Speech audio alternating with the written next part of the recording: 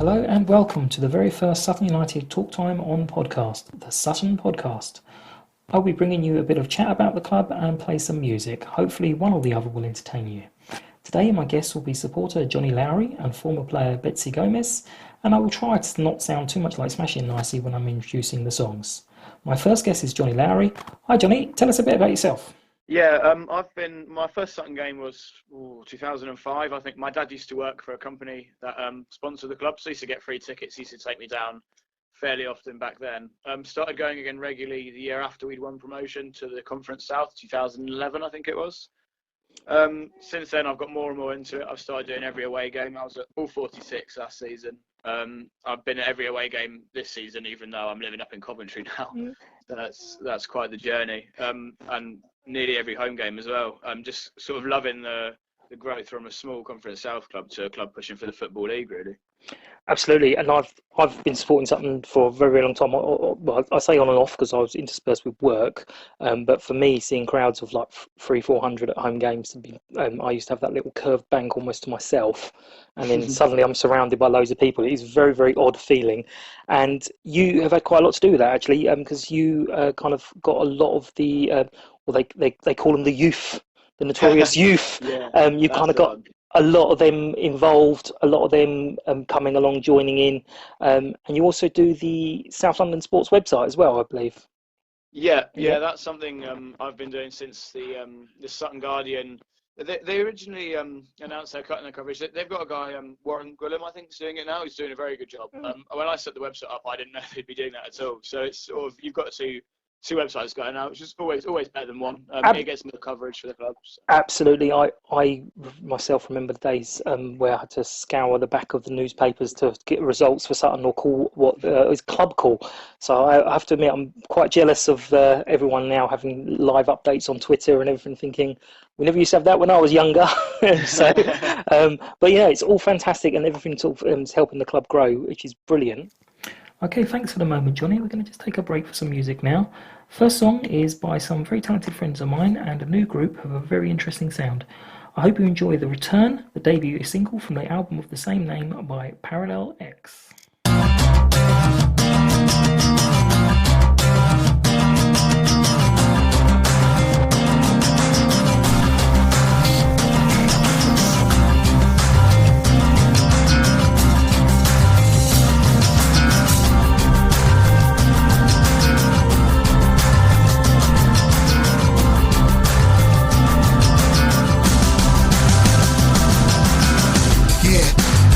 It all about? I'm sitting down here trying to figure it out. My head spinning off the mission, only made it out by the skin of my teeth, trying to work it out. Time's passed so fast that I don't know where. A whole lifetime lost, you see the grey hair. Is any of it real? Do I even care? It's all in the mind, am I even here? And everything's changed, nothing stayed the same. I've returned but I've changed everything but the name. Believe it, talking about my future, see it. Something out of danger, be it. Pop from illusion, feel it. Out of this fusion last time, didn't even know it, the line. Drugs run through it, wildlife. Can I respect it, wildlife? Back to regretted. I know, walk down the road, never know where to go. Still believe in my future. I now sit on my own, reflecting the tears. I'm starving, dreaming for 30 years.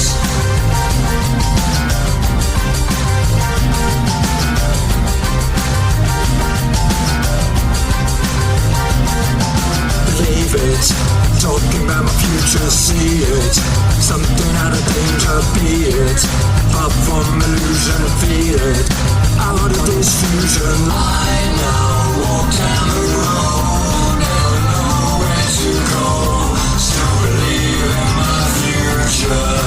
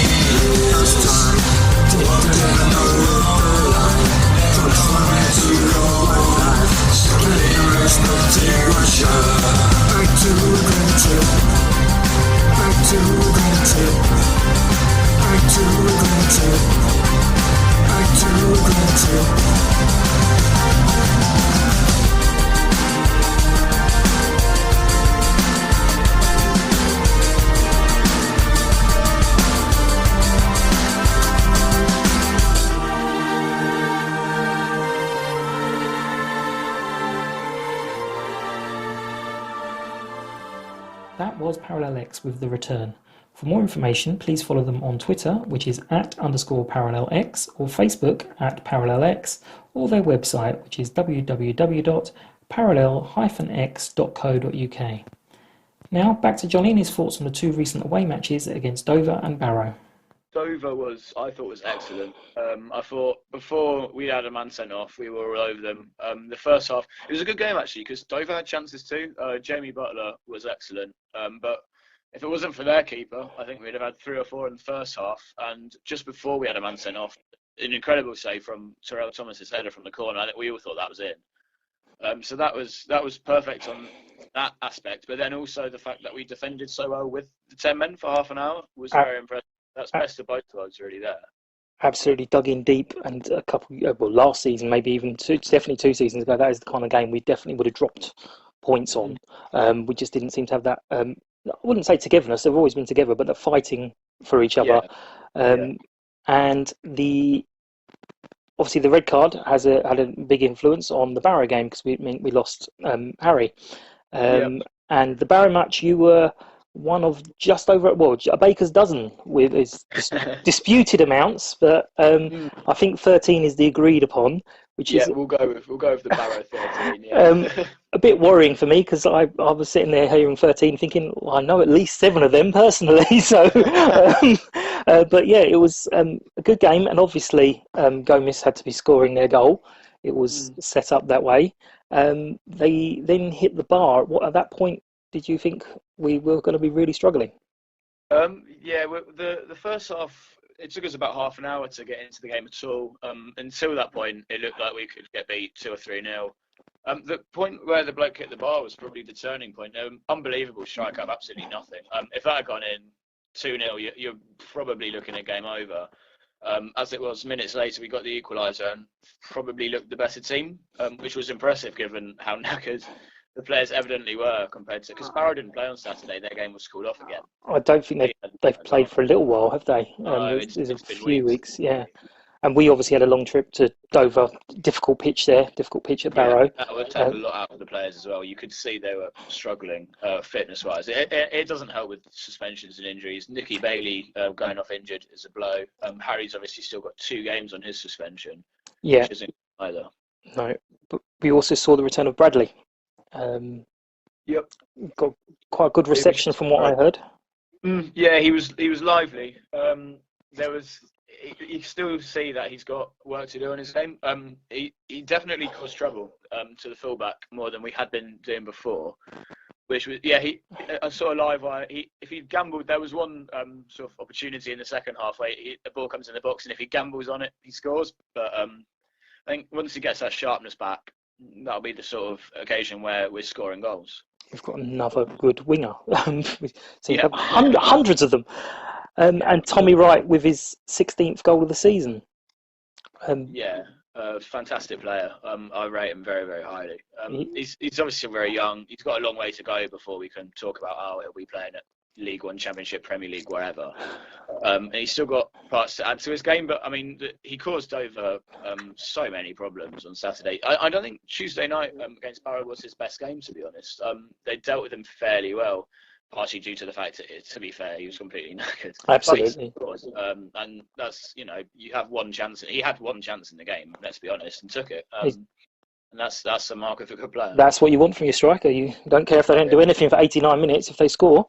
Thank you for the moment, Johnny. If you want to read his more detailed match reports, please visit his website, which is www.southlondonsports.co.uk. Talks about lots of different clubs in the South London area, not just Sutton. Now there's a single from another new group. Please enjoy TM69 and their song Frozen in Time.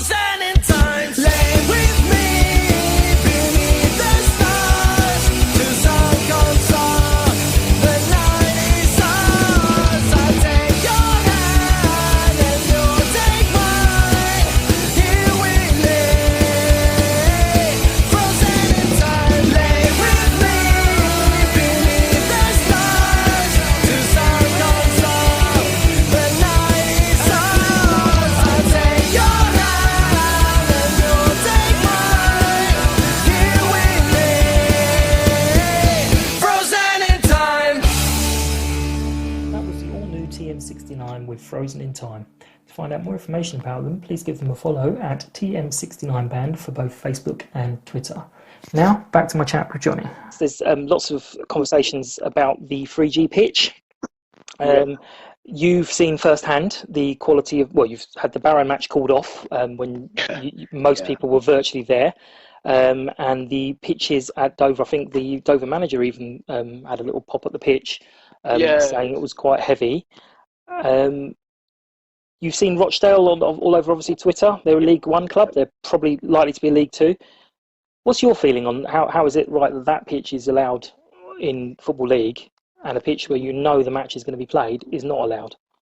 Well, I found the comments from the Dover manager very interesting. So I think he mentioned in his interview, wouldn't it be great if we had a pitch that was smooth and played brilliantly? And I'm thinking, yeah, it would be great, but he's against 3G pitches. That's his answer. That's what he's described in his interview.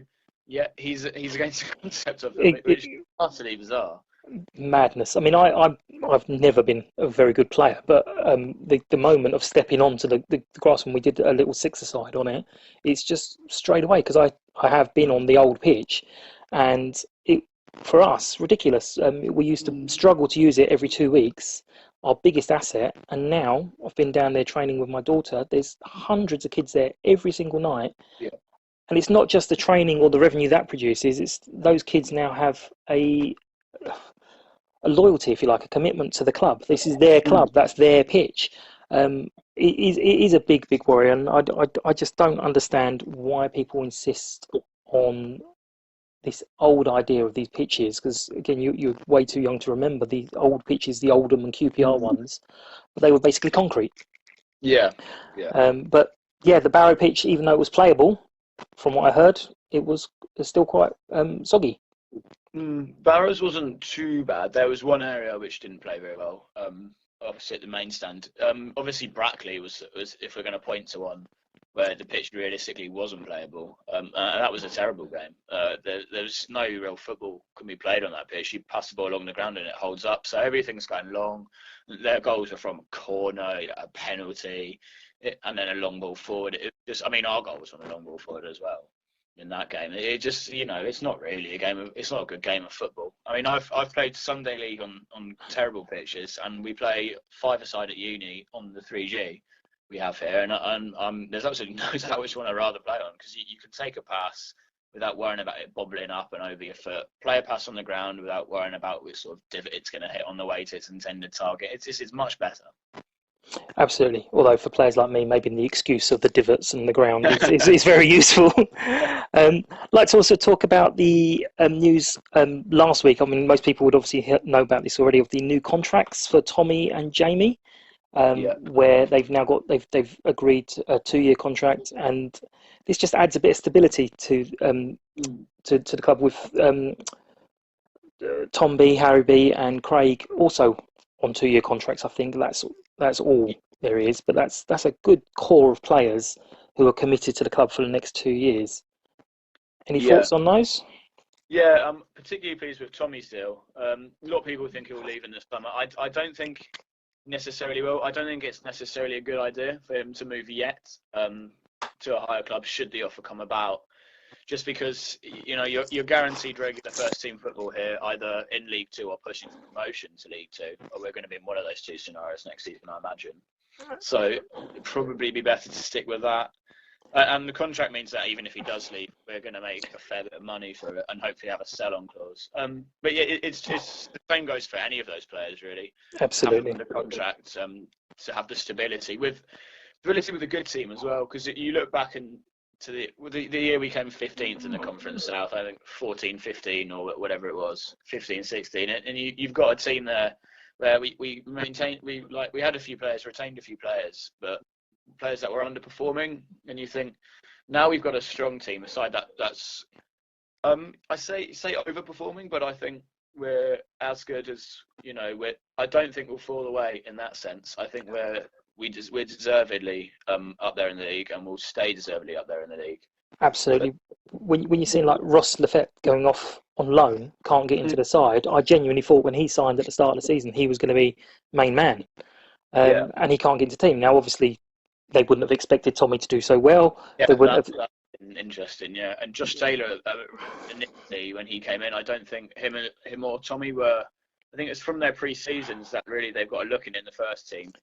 Tommy's grasped it better than Josh has, in fairness. But yeah, I don't think anyone would have expected that before they started.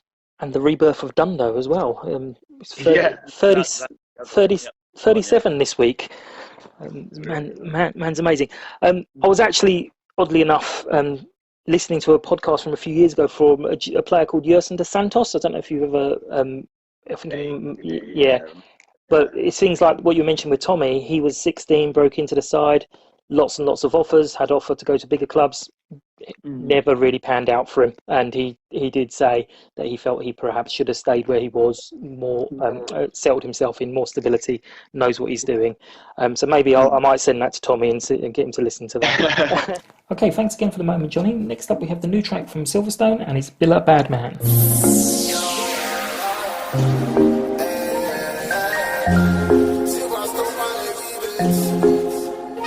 I say you never know about me. Ask your girl, yeah, she know all about me. Know about the real thing, the silver thing. She put it in a the hood like Red Riding. She did on me phone hotline blend. Yeah. She did 079 me like a wifey. Money pull up like say me a DJ. So me run it back, put it on replay. 1, 2, 3 and she calling me papi. She calling me papi. She addicted. One touch, she addicted. Every time she a bar, she addicted. She want chop chocolate, she addicted. That's why I'm that Billa Bad Man. Billa Bad Man. I'm that Billa Bad Man. I may say what a bam bam. What a bam bam. I'm that Billa Bad Man. Billa Bad Man. Yeah. Finally, let we chill and let we pour that thing. Yeah. Cavosi ain't not my cup, it's a bad man drink. Yeah. When we pull up to the spot, your girlfriend, she's spying. Yeah. Tell her no Snapchat, no Insta, no story things. I know a black thing with my name on it. I know a white thing with my name on it. And they both like beef when I ain't on it. She really wanna get on it. Bandolero, yeah. Bust the thing in the air. I'm on a big man thing. I roll around the ends pan a big man thing. Yeah, I'm that Billa Bad Man. Billa Bad Man. I'm that Billa Bad Man. I may say what a bam bam. What a bam bam. I'm that Billa Bad Man. Billa Bad Man. Yeah. Unroll it. Some of them girl unroll it. You have to pull up on them like a real G. Your things is rental for hire. Me have to show them I have the fire. And your body's looking tired. Apprentice, you get fired. Yeah. What is you thinking? It's a bad mind thing. I'm that Billa Bad Man. Billa Bad Man. I'm not Billa Bad Man. I may say what a bam bam. What a bam bam. I'm not Billa Bad Man. Billa Bad Man.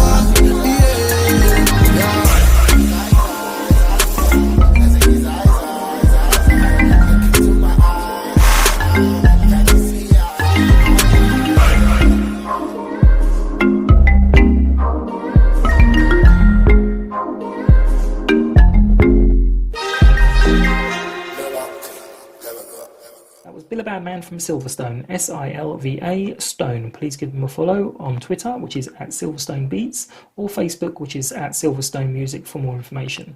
Now for the final part of the interview with Johnnie. So going forward to the weekend, got a very big game against Wrexham. It's 4th versus 3rd.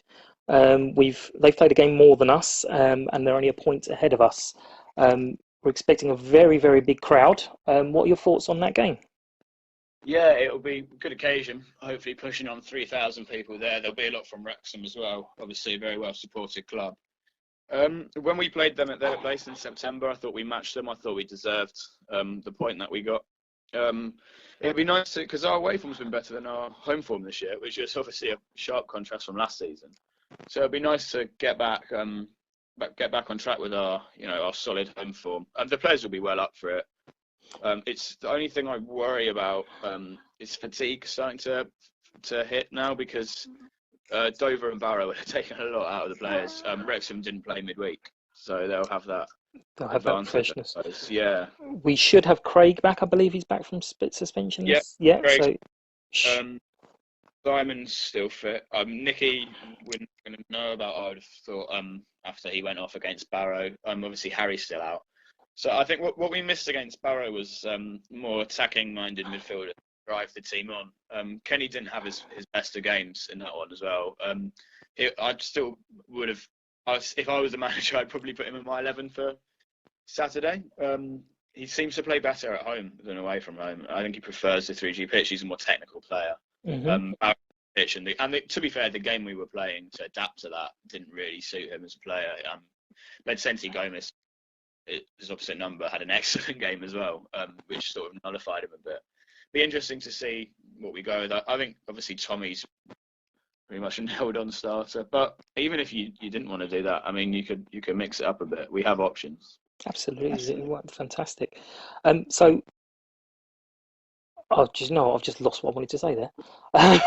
Never mind. There's going to be other games the weekend. There's a lot of the top 8, I believe, playing each other. So it's going to be a very, very big weekend for the final run-in. I've not even noticed the other fixtures too much, to be honest. I'm still looking at it in the sense that winning the league would be incredible. That for me, I'd be very happy with the playoff spot.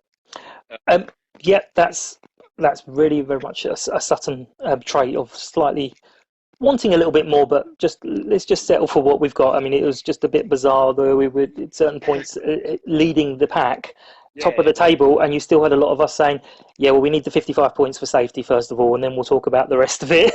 So it's always safety first at Sutton. But yeah, anything above last season really is got to be an improvement. But I think we should be nailed on playoff place. And let's just see what happens. Hopefully we go for the league, hopefully go for the title, and then we make the EFL make a decision. Yeah, that be the plan. Yeah. Aldershot Macclesfield, just having a look now, which is, obviously big game. We'd like that to be a draw, I believe. I think. So yeah, Aldershot Macclesfield. Yeah, and Tranmere as well. Yeah, so. Absolutely. Some big games. So it's going to be a nice, interesting weekend. Yes, it does look like it's going to be a very big weekend indeed. Thank you for your time and the interview, Johnny. It's very much appreciated. Now for another new release. This is Single Life from Inklings.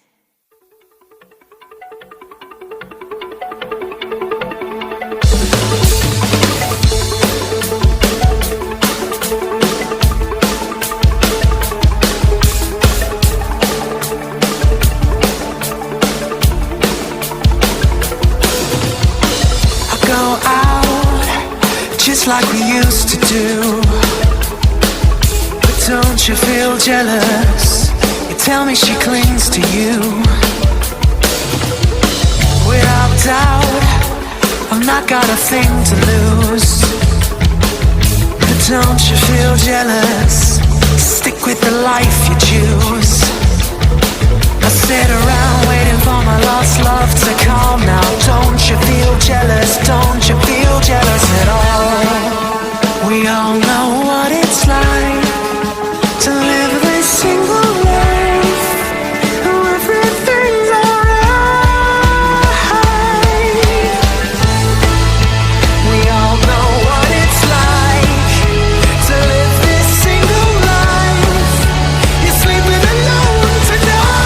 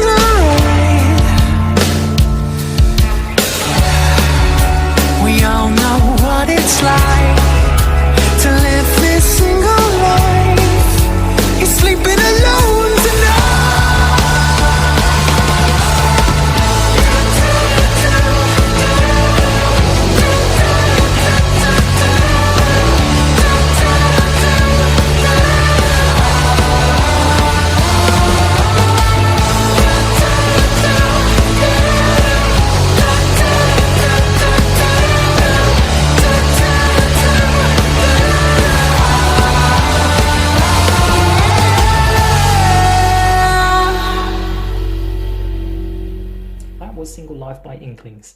To follow them, it's at Inklings_music on Twitter or www.inklingsmusic.com. Now I caught up with our former midfielder Betsy Gomez and had a quick chat with him while I was on the coach on the way to Maidstone. Hi, Bedsente, how are you? Hi, how are you? I'm fine, thank you. I'm very, very well, thank you very much. So, obviously, a few things to little chat about. We've got the 3 years you were with us. They were all memorable for different reasons. I just trying to think back to when you joined us in the season 14-15. You won Supporters Player of the Year in your first season. How did that feel? Yeah. It wasn't an easy season, to be fair, but we managed to stay up and we work hard. I remember. It wasn't easy at the beginning. I remember to win that first game. It was new for me. It was a different environment. But at the end, yes, I had a great time this first season, and obviously I've been player of the year by the supporters, and yeah, it was a good feeling. It was a good feeling because I work hard. I always try to give my best, to give the 100%, and it was nice to receive that trophy. It's nice to see these things rewarded. And in your second season, we won the title, we went on that amazing run where we just didn't get beat for what seemed like eternity, and we pulled back Ebbsfleet to win the title. What was the feeling in the changing rooms as kind of Ebbsfleet was so far away from us? Did we ever think that we could catch them? That feeling, I remember that we had that feeling that we can win every game, and that feeling as well, even when we was playing away from home. We should not lose the game, like at least draw, but we had the feeling like we won't lose against anyone. So that's help as well, because all the players were thinking that way. So obviously, when you get on the pitch, if everyone sings the same, everyone goes the same way. So obviously, it works. And never say die attitude is no, the attitude was excellent. Everyone wanted to win every game. Everyone was giving it 100%, and we were available to catch athletes. And then from that season, we obviously got promoted to the Conference National, and although we were expected to struggle in the league, we did all right in the league, and we had an amazing cup run. I think you played in all the games, maybe except the Dartford one. I can't remember you being on the pitch at Dartford. No, I don't play Dartford because I was suspended. I was suspended for I think 5 yellow cards. Yeah. But apart from that, yeah, I play all the game. It was very good to be part of that cup run. But like I said again, the group is excellent. The lads are very good players, and when we got promoted to National League, anyway, I knew we would be alright because we had like a lot of experienced players. A lot of players who play like higher league, national League 2, League 1. So I knew we would be alright, and like I said, the spirit of the squad was good. I wish you'd have told me, because I was as nervous as hell for the first part of the season. I was convinced it was a big step up. So on that, obviously, I can see through your Twitter and Facebook that you are still really good friends with quite a lot of the players. You still have a good little banter with a few of them. Is there anyone in particular you got on better with, or? Honestly, I go well with most of them. Greg Eastman, Jamie Collins, Tom Boringwa, Bradley O'Doy, Kieran, Louis John. I think everyone. Nikki Bailey. I still got a good relationship with them. We talk by text, and everything is fine. Everyone, Simon Dana, everyone. Really. Excellent. Well, I'm glad you mentioned Nikki, because I will have to mention this. I'm pretty sure the goal you scored, we should be giving it to Nikki. Well, the goal scored. No, Yeah, he didn't touch yeah. it now. The goal scored. He told me that at the end of the game, but he touched the keeper, not him, not him. It was not the keeper. I saw the replay. I'm blaming Nicky. I have to say, it was mentioned at the time when you scored, and it was definitely appreciated by people who didn't make the game. Your celebration, obviously, you celebrate scoring for your team, but it was quite muted celebration. Was that deliberate, or was it just caught up in the moment? No, it's just because I've got such a respect for Sutton United, and it will be always Sutton United will always be on my heart, and I just have to give that respect. I was happy to score because I was looking for my 5th goal. Of course. But at the same time, just said like I won't celebrate. Just to respect, for Sutton United, and yes, and that's it. That was on my mind. I knew before the game. I searched my mind already before the game. If I scored, that I won't celebrate. So, excellent. And we've obviously mentioned quite a lot of the players, but Doss himself seems to have a great relationship with players, with a lot of people even returning to the club after a while. Yeah. That's what he does. He does that well as well, to be honest. He's a great man. He's been very good to me and my family. There's nothing to say really. He's just great.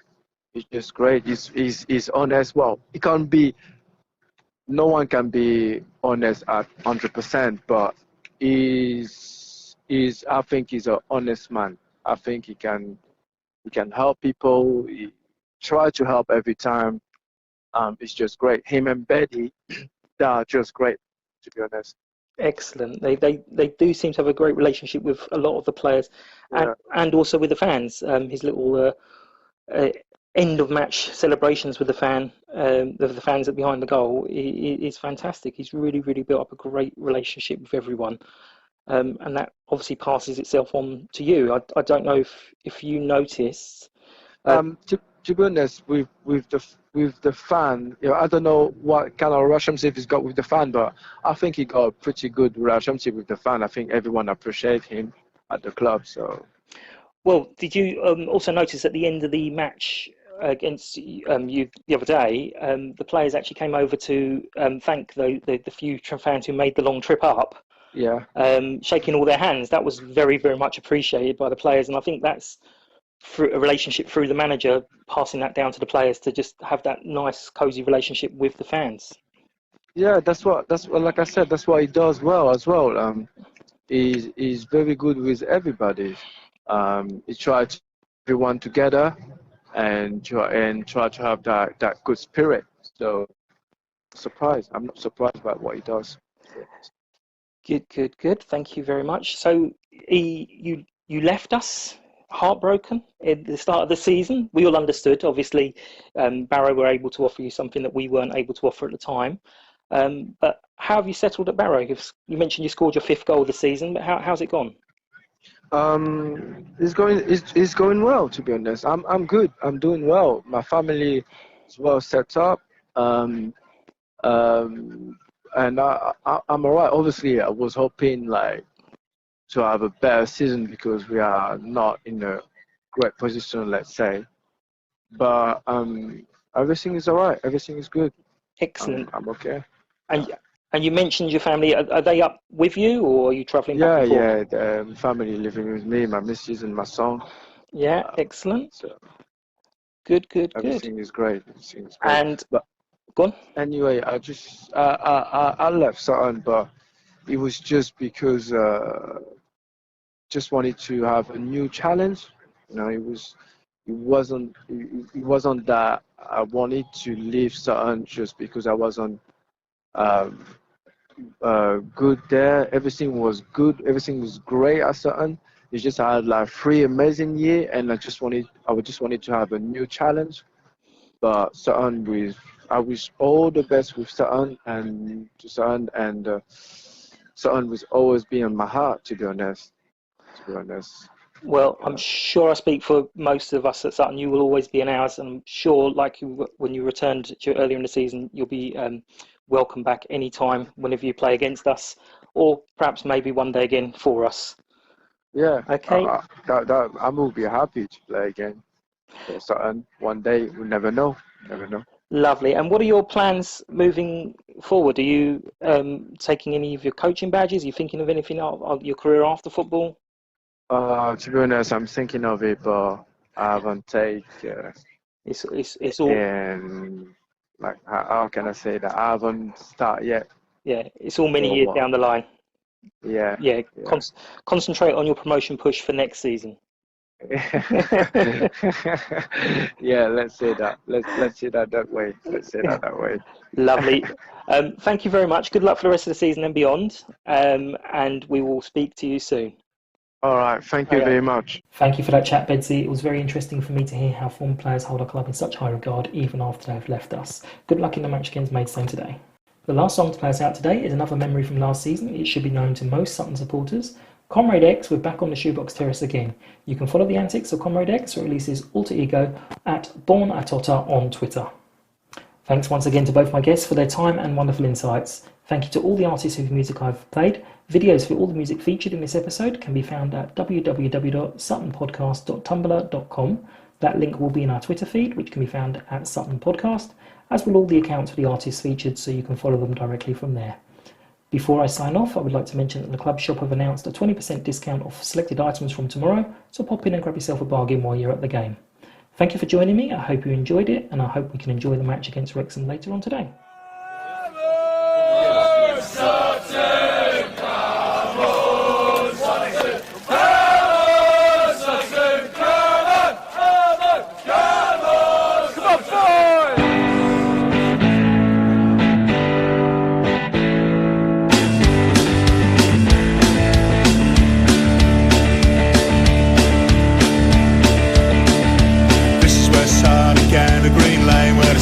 Even in the pissing rain, Sutton United, a history. We tell you about the day we beat Coventry. From the Collingwood to the Ganderhead, from Rhodes to the bar, back again, a pride in the side, we always defend. Back on the Shoebox Terrace again. Back on the Shoebox Terrace. Back on the Shoebox Terrace. Back on the Shoebox Terrace again. From the 70s leads to the bar again. The power stands watch from across the lane. Today's team on does control. Football, beer and rock and roll. Football, beer and rock and roll. Yeah, football, beer and rock and roll. From the Collingwood to the Ganderhead, from Roses to the bar, back again, a pride in the side, we always defend. Back on the Shoebox Terrace again. Back on the Shoebox Terrace. Back on the Shoebox Terrace. Back on the Shoebox Terrace again. A testament to the days gone by. Shoebox rises under moody skies, and all our legends cheered from here. Sutton name ringing out down the years. From the Collingwood to the Ganderhead, from Rhodes to the bar, and back again, a pride inside, we always defend. Back on the Shoebox Terrace again. Back on the Shoebox Terrace. Back on the Shoebox Terrace. Back on the Shoebox Terrace again. Back on the Shoebox Terrace. Back on the Shoebox Terrace. Back on the Shoebox Terrace.